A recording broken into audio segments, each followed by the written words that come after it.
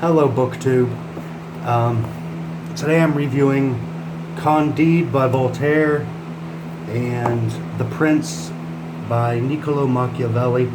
Both of these are Penguin classics, and both of these are bring to your tears boring, at least as far as I read them. Machiavellianism is a system that says it's better to be feared than to be loved. He references a lot of characters from history that I have no familiarity with, although I think we all do. So I'm just going to read the back blurbs. I didn't like this. I think I gave it 2 stars. I have no intention of becoming a prince or ruling a republic, so it's not relevant to my life. But hey, this was translated by George Bull. The Prince is the Bible of realpolitik. This famous treatise on statecraft holds such power to shock men of goodwill that at one time Niccolo Machiavelli was identified with Satan himself. In his own turbulent times, however, Machiavelli was concerned not with lofty ideals, but with government that would last.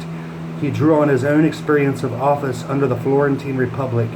Here he states uncompromisingly what, in some degree, most governments do, but none profess to do.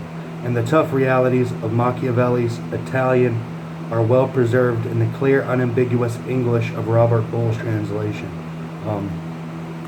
It's a little book. It didn't take very long to read, maybe an hour or 2.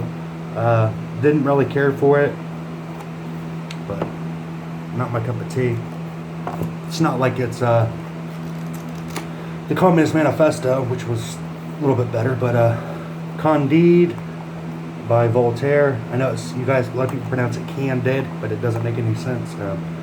I actually listened to an audiobook of it, so I know how to pronounce it. This was translated by John Butt. Yeah, B-U-T-T. What a bad last name. I'm not an optimist, and this book is a good example of why not to be. It's a ridiculous story. Probably even from back then, it was just ridiculous. This guy falls in love, and he does everything in his power to get back to her. I guess she was real pretty when he was younger, and then she was like 3 classes above him, and then when he comes back and gets with her, she's like a hideous beast. So, for use of a better word, it was the indifferent shrug and callous inertia that this optimism concealed, which so angered Voltaire, who found the all is for the best approach, a patently inadequate response to suffering, to natural disasters such as the recent earthquakes in Lima and Lisbon, not to mention the questions of illness and man-made war.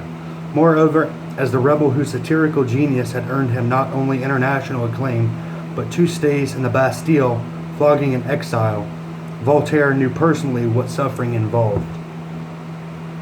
See, there he is, with his pants half down. But I actually gave this 3 stars. It was considerably better than Machiavelli.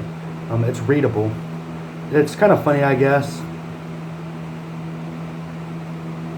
I'm just going to pull something out of this to give you guys a general idea.